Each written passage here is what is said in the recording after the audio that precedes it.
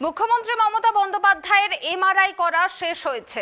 Wheel চেয়ারে করে তাকে উডবান ওয়ার্ডেরই অন্য প্রান্তে এমআরআই সেন্টারে নিয়ে যাওয়া হয়।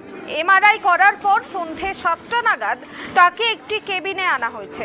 এমআরআই করা হচ্ছে মমতা বন্দ্যোপাধ্যায়ের। রয়েছে 3 সদস্যের চিকিৎসক দল। রয়েছেন ডক্টর রাজেশ প্রামাণিক, ডক্টর অলোক পণ্ডিত, রয়েছেন ডক্টর অর্চনা সিংহ।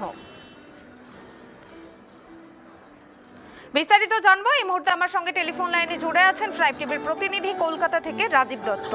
রাজীব, মুখ্যমন্ত্রী মমতা বন্দ্যোপাধ্যায়কে এমআরআই রুমে নিয়ে যাওয়া হয়েছে, কি জানা যাচ্ছে বিস্তারিত জানাও।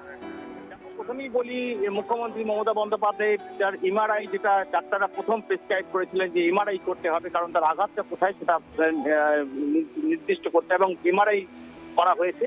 কিছুক্ষণ আগে আমরা দেখলাম যে এমআরআই সেন্টার যে উডবান ওয়ার্ডের যে দোতলায় একদম এক প্রান্তে এমআরআই যে সেন্টার, সেই সেন্টার থেকে এমআরআই প্রায় 1 ঘন্টার মধ্যে সময় লাগে, এবং তারপরেই কিন্তু তাকে হুইল চেয়ারে করে, যে আমরা দেখতে পেলাম যে হুইল চেয়ারে করে তাকে আবার নিয়ে যাওয়া হয়েছে যে ঘরে, যে ভিআইপি যে রুম রয়েছে, কেবিন রয়েছে, সেখানে নিয়ে যাওয়া হয়েছে। ডক্টর রাজেশ প্রামাণিকের নেতৃত্বে কিন্তু চিকিৎসা হচ্ছে। আরো দুজন যারা আছেন তারা মেডিসিনের লোক এবং ফিজিক্যাল মেডিসিন, তারা মূলত দেখছেন এবং তারাই সিদ্ধান্ত নেবেন, কারণ এমআরআই রিপোর্টটা কিছুক্ষণের মধ্যেই পাওয়া যাবে। তারপরেই তা বুঝতে পারবেন যে প্রাথমিক তারা বলতে পারবেন যে আঘাতটা যে লেগেছে সেটা কতটা ইনজুরি, কারণ যেভাবে হেলিকপ্টারটা ল্যান্ড করেছে, ইমার্জেন্সি ফোর্স ল্যান্ড করতে হয়েছে, তাতে আঘাত পেয়েছেন এটা কিন্তু একদম পরিষ্কার, এবং সেটা তার মুখে যখন তিনি নামলেন সেটা বোঝাই যাচ্ছিল, তার মুখে চোখের অভিব্যক্তি দেখে বোঝা যাচ্ছিল। আমরা বারবার তাকে জিজ্ঞাসা করছিলাম দিদি কেমন আছেন, তিনি কথা বলতে পারছিলেন না কারণ তিনি এতটাই অসুস্থ। এবং তবে তিনি যখন নামলেন পিজি হসপিটালে, SGCN হসপিটালে, তখন কিন্তু যে হুইল চেয়ারে করে তিনি ওঠেননি, তিনি একদম হেঁটেই কিন্তু অন্যের সাহায্য নিয়ে সবাই মিলে ডাক্তার নার্স তাকে ঘুরিয়ে নিয়ে তাকে নিয়ে যান উডবান ওয়ার্ডের ভেতরে নিয়ে যান, এবং তারপরেই কিন্তু চিকিৎসা শুরু হয়ে যায়।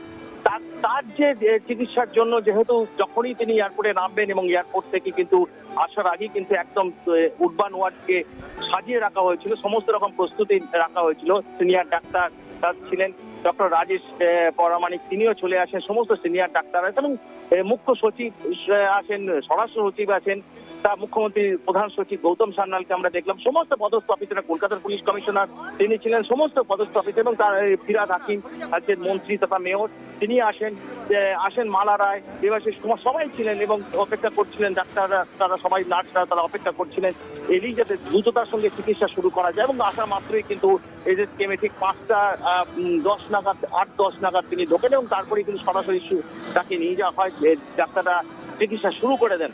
এবং যেটা এখনো পর্যন্ত রিপোর্ট, এমআরআই রিপোর্ট, সেটা খতিয়ে দেখা হবে। সেই খতিয়ে দেখার পর কিন্তু পরিষ্কার হবে যে তার আঘাতটা কতটা গুরুতর। কিন্তু তাকে যেটা দেখে বোঝা যাচ্ছিল তার আঘাতটা কিন্তু লেগেছে, কারণ একটা এবং ট্রমার একটা রয়েছে, যেটা মালা রায় বলছিলেন, একটা অত দূর থেকে একটা ভয়ঙ্কর পরিস্থিতির সম্মুখীন তিনি হয়েছিলেন এটা, এবং যার ফলে ট্রমাটাইজ হয়ে গিয়েছেন, এবং আঘাতটাও লেগেছে, কারণ যেভাবে ল্যান্ড করতে হয়েছে, যেরকম ভাবে ল্যান্ড করলে কিন্তু তার কোমরের আঘাত লাগার সম্ভাবনাটা প্রবল, যদিও আমরা জানতে পারছি কোমর এবং বাঁ পায়ে তার আঘাত লেগেছে বলে মনে করা হচ্ছে, কিন্তু আঘাতটা কতটা সেটা কিন্তু এখনো পরিষ্কার নয়। সেটা ডাক্তাররা তারা অ্যানালিসিস করবেন, সব ডাক্তারদের যে 3 সদস্যের বোর্ড তৈরি করা হয়েছে তারা অ্যানালিসিস করবেন, তারা পরবর্তীকে তার খতিয়ে দেখবেন, এবং প্রয়োজনে অন্যান্য যদি কোনো ডাক্তারের সহযোগিতা লাগে এবং সেই রিপোর্ট অন্যান্য ডাক্তারের কাছে সেটা তারা নেবেন। তারপরেই কিন্তু পরবর্তী পদক্ষেপ অর্থাৎ পরবর্তী কি ধরনের ট্রিটমেন্ট করা হবে, বা তাকে আজকে ছেড়ে দেওয়া হবে কিনা, বা তাকে অন্য কোনো ট্রিটমেন্ট হবে কিনা সেটা সিদ্ধান্ত হবে। সবকিছুই নির্ভর করছে কিন্তু এই মেডিকেল বোর্ডের উপর, মেডিকেল বোর্ডই সিদ্ধান্ত নেবে। এবং এই মুহূর্তে কিন্তু এখনো পর্যন্ত যেমন জানা যাচ্ছে যে এমআরআই রিপোর্ট হয়তো কিছুক্ষণের মধ্যেই চলে যাবে, কারণ এমআরআই করতে সময় লাগে। সেই রিপোর্ট পাওয়ার পর ডাক্তাররা নিজেরাও ছিলেন এমআরআই রুমে, এবং তারা অলরেডি দেখে নিয়েছেন, তবুও তারা নিজেদের মধ্যে আলোচনা করবেন, অন্যান্য বিশেষজ্ঞ ডাক্তারদের পরামর্শ দেবেন, তারপরেই কিন্তু পরবর্তী পদক্ষেপ। কারণ জানো যে তিনি যেটা ডাক্তাররা যেটা মনে করছেন যে স্পেসিফিক করে যে আঘাতটা কোথায় লেগেছে, কারণ যে সময় ফোর্স ল্যান্ডিং করতে হচ্ছে কোমরের আঘাতটা পাওয়ার সম্ভাবনা প্রবল, এবং সেক্ষেত্রে আঘাতটা চিহ্নিত করতে হবে, এবং তারপরে কিন্তু ডাক্তাররা সিদ্ধান্ত নেবেন তাকে হসপিটালে ভর্তি করা রাখা হবে না ছেড়ে দেওয়া হবে, বাড়িতে বিশ্রামের কথা বলা হবে, সেটা পরবর্তী ক্ষেত্রে ঠিক হবে। তবে এখনো পর্যন্ত যেটা এমআরআই হয়েছে, আমরাও সবাই এখানে প্রচুর মানুষ এসেছেন, যারা প্রচুর প্রশাসনের আধিকারিক আছেন, তেমনি প্রচুর নেতা নেত্রীরা তারাও এসছে, সবাই কিন্তু এখন তাকিয়ে আছে যে ডাক্তাররা কি সিদ্ধান্ত নেন। কারণ যে ধরনের আঘাত, একটা টোমাটাই মুখ্যমন্ত্রী, যেটা অত্যন্ত তিনি আহত মানে ক্লান্ত যেটা দেখে মনে হচ্ছিল, এবং আঘাতটাও তার ভালোই লেগেছে তাকে দেখে মনে হচ্ছিল।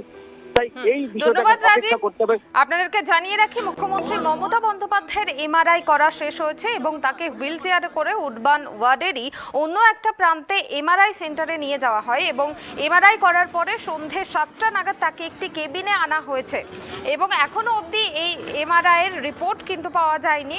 আর মমতা বন্দ্যোপাধ্যায় উডবান ওয়ার্ডে আসার পরে কিন্তু মেডিকেল টিম গঠন হয়েছে, তার ট্রিটমেন্ট চলছে।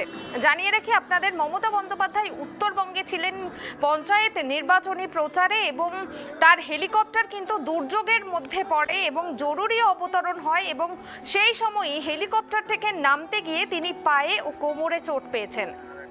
আজ দুপুরে জলপাইগুড়ির জনসভা শেষে কলকাতা ফিরছিলেন মুখ্যমন্ত্রী এবং সেই সভা সেরে কলকাতা ফেরার পথেই কিন্তু এই বিপত্তি হয়। আস্তে আস্তে মিলি করবেন।